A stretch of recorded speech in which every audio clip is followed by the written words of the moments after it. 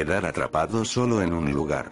Es algo que le da miedo a muchas personas, pero nada comparado al saber que en realidad no estás solo, tal y como tú pensabas. Como los protagonistas de esta historia lo descubrirán, la creepypasta se titula La Estación Gothenburg.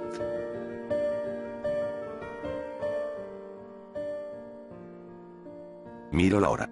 Eran pasado la 1:30 de la madrugada. Miguel se fue a la entrada de la estación a ver si había algún personal de seguridad que nos pudiera sacar de ahí. Me he quedado solo por el momento. Sentado en el banquillo de espera recordando lo bien que lo habíamos pasado esa noche. Fue una fiesta increíble. Camila, en verdad sabe hacer fiestas. Ella es tan hermosa, llego a preguntarme si la volveré a ver. ¿Eh? ¿Pero qué diablos estoy pensando? Claro que la voy a volver a ver. Si no nos sacan de aquí esta noche solo será esperar que abran la estación mañana y listo, todo arreglado. Aún así me desespera estar aquí metido, no nos dimos cuenta de a qué hora cerraron la estación. Miguel volvió, sin suerte. Inmediatamente nos relajamos y concluimos que solo será cuestión de esperar a mañana por la mañana. Me desperté de repente, algo me había picado las costillas. Me levanté y vi que era un señor con un bastón y con una pierna ortopédica. Tenía la camisa arremangada para lucir un costoso reloj de oro. Nos preguntó si nos quedamos atrapados también. Le respondí que sí. Volté a ver y vi que Miguel se estaba quedando dormido de nuevo. El señor nos dijo que nos levantáramos, que había encontrado una manera de salir. Solo había que bajar a las vías del tren e ir a la siguiente estación, que era una estación muy usada y que constantemente se saturaba de gente. Por lo que la mantenían siempre abierta. Miguel ni se inmutó, decía que para qué molestarse, eran como las 4:30 de la mañana y la estación abría a las 6. Solo sería cuestión de esperar en lugar de arriesgarnos a que nos atropellara un tren. Le di la razón a Miguel y decidí quedarme en la estación. El señor nos dice que hagamos lo que queramos y se baja a las vías del tren para perderse en la oscuridad. En ese momento me asaltó una duda y se la conté a Miguel. Él era como un hermano mayor para mí y si él no sabía la respuesta a algo, me era difícil pensar que él la sabría. Le pregunté que si la siguiente estación estaba abierta, entonces ¿por qué no había pasado ningún tren en toda la noche? Miguel se despertó de repente. Era una buena pregunta y no podían estar todos retrasados por más de 5 horas. Era algo ilógico. Miré nuevamente el reloj y vi que eran las 5 en punto, solo quedaba 1 hora e intenté dormirme otra vez cuando un grito desgarrador nos despertó de repente. El grito salió de la profundidad del túnel. De inmediato supimos, aquel hombre estaba en problemas.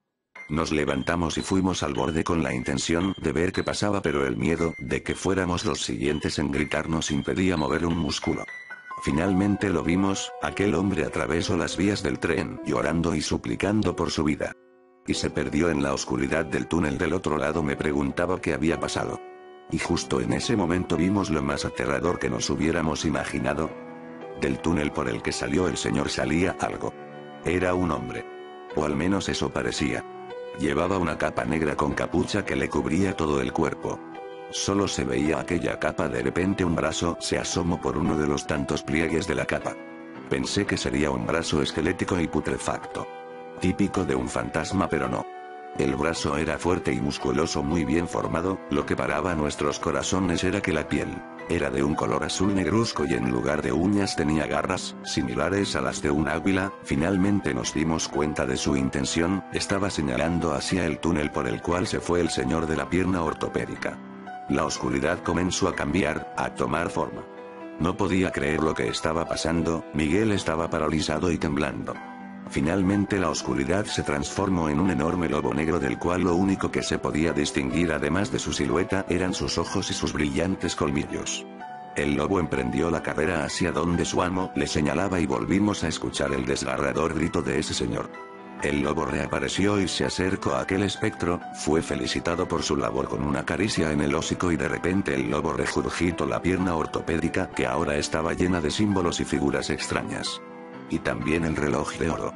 El espectro recogió la pierna y dijo algo. Su voz era profunda, ancestral y gutural. Nunca lo olvidaré. Dijo.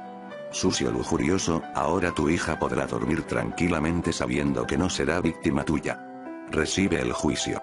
Miguel finalmente reaccionó y me dio un codazo para que yo también reaccionara, y me dijo rápidamente al oído que teníamos que salir de allí.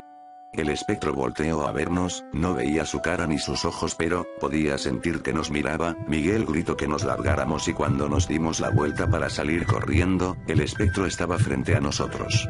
Su capa se movía como si fuera más ligera que el aire y empezó a rodearnos como alistándose para devorarnos. Miguel se quedó mirándolo fijo. Lo conocía muy bien y sabía que estaba rezando en su mente. Yo no sabía qué hacer, tenía muchos pensamientos en la cabeza. ¿Qué nos iba a hacer? ¿Qué pasaría con nuestras familias? ¿Nos torturará o moriremos instantáneamente? Juro que en ese momento lo que más quería era que nos diera un paro cardíaco, para salir de aquel horror de una vez por todas. Incluso forcé a mi corazón a que se detuviera. Sin éxito. No vuelvan. Fue todo lo que nos dijo. Entonces oímos cómo abrían la reja de la estación y empezaban a entrar un par de personas. Volté a ver y aquel ser había desaparecido. Agité a Miguel y le dije que nos fuéramos y tomáramos un taxi mejor. Miguel aceptó de inmediato y nos fuimos lo más rápido posible. 2 días después le conté esa historia a Camila, y me dijo que ese era el espectro del Gothenburg, o que al menos le decían así porque solo se aparecía en esa estación. También me contó que por raras razones mucha gente se queda atrapada en esta estación y decían haberlo visto, pero dijo que eran avistamientos ocasionales, pues admitió que nunca había oído algo como lo del lobo. Cuando pase por su casa pase junto a esa estación. Y se me erizó la piel. Al lado mío pasó un chico como de mi edad. Lo reconocí de inmediato. Solía asaltar gente cerca de la universidad. Me detuve fríamente. Al ver que empezaba a descender los escalones, rumbo a la estación. No me atreví a decirle lo del espectro. Él no me conocía, creería que soy un lunático. En cuanto entro a la estación las puertas se cerraron. Un celador pasó frente a mí y colocó un candado en la reja. Estaba a punto de decirle que iba a dejar a ese chico encerrado cuando se dio la vuelta y me saludó quitándose el sombrero de guardia. En ese mismo instante reconocí aquel reloj de oro. Ahora puesto en la muñeca de aquel celador. Le respondí el saludo levantando ligeramente la mano.